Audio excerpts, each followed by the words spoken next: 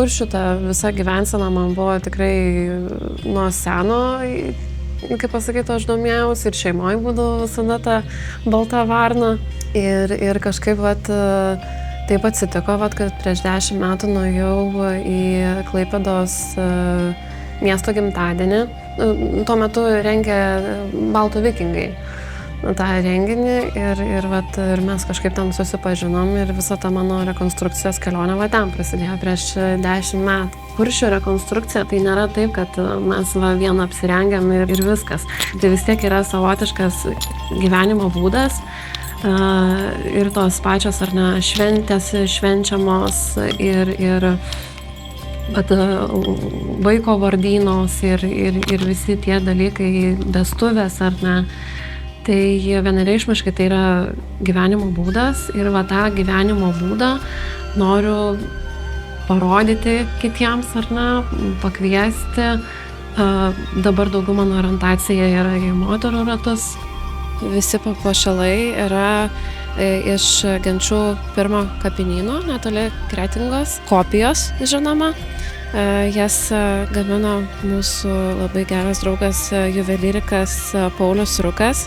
Tai jo visi papuošalai čia yra gaminti. Pats didžiausias, prabangiausias segė, taip medalionas.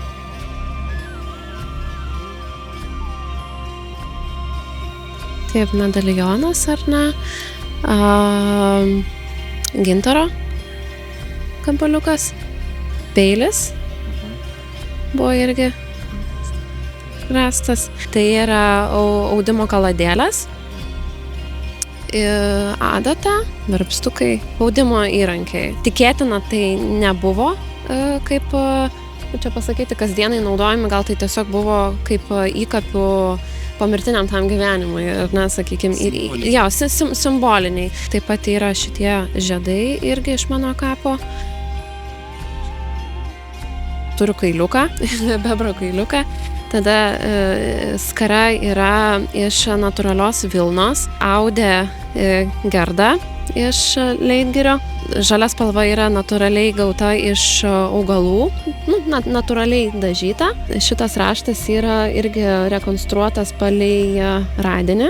100% žmogaus rankų darbas. Sijoną darė audėja Latvė, rankoma austas audinys. Kojinytės irgi yra austos, teisingiau ne austos, o nertos adata, kaulinė adata, tokia Elena jas padarė. Batukai irgi yra daryti palei radinį. Tik dabar bijau pameluoti, kas man juos padarė, nes jau ganėtinai senai autentiškai darytas. Jokio fabrikinio įsikišimo, kaip sakant. Taip. Čia vienareikšmiškai, šiaip Vilnos ar ne, geras tas privalumas, kad kiek reikės, tiek duos šilumos ir kiek reikės, kaip čia pasakyti, išsigarina šiluma. Prisimenu irgi, kai važiuodavom, kad ir karštą vasarą į kokius tai festivalius, renginius, tai irgi mums sakydavo ir vaikštot su vilnoniais sijonais ar vilnoniam tom kojinėm, bet nėra nei karšta. Irma Šimkienės siūti marškiniai yra.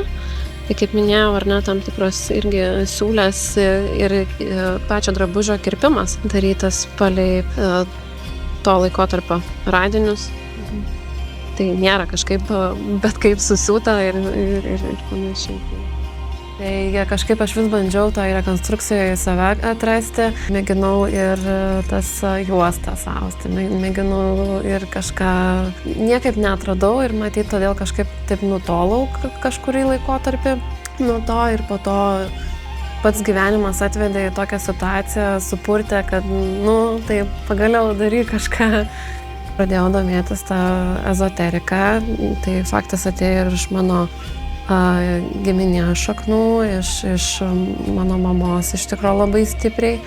Ir taip ratais, kvadratais ir atėjau prie runų, smilkinimo ir tokio savotiškai būrimo, ar ne? Ir man labai patinka tai, kad Aš bendraudama su žmonėm, savotiškai jiems tokią pagalbą galiu duoti, sakykime, tos pačios ar ne, ar ten orakulo kortos ir panašiai, jos turi tam tikrą žinutę ir gali panaviguoti mumis gyvenimą.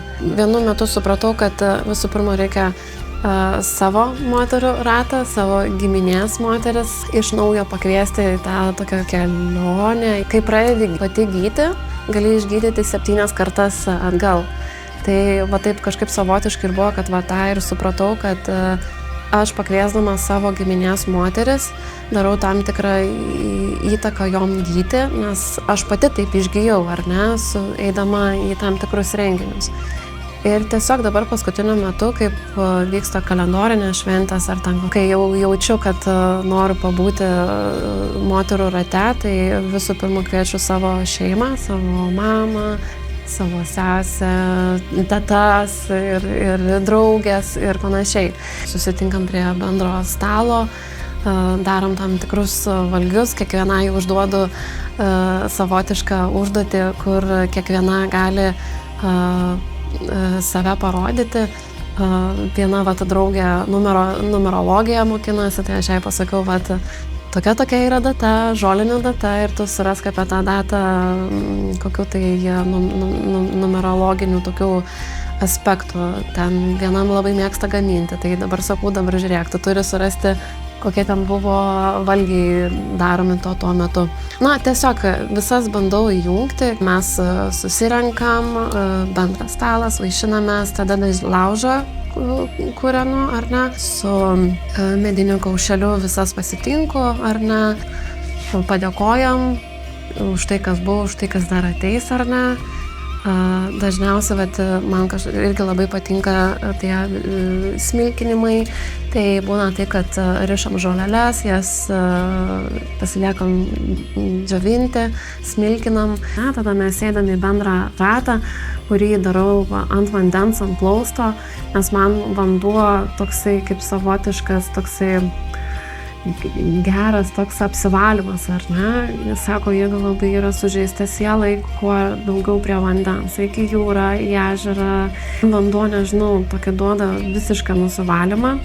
Ir kadangi aš turiu tam galimybę, pas mano tėvų sodybą yra toksai nedidukas plaustas. Tai mes susėdam ratu, traukiam kortas, dažnai perskaitau reikšmes, privedu prie atsakymų. Na, viskas tiesiog pas mane gal taip natūraliai gaunasi. Na, tai kiekvieną kartą stengiuosi kažkokią tai naują tą temą įvesti. Na, savotiškai mini renginiai tokie. Tai viskas prasidėjo nuo to, kad ar ne, šeima. Ir dabar tiesiog paskutiniu metu vis matau, kaip plačiau išeiti ir šiautus moterų susibūrimus ar ne daryti. Per savo taip kažkokią tą tematiką.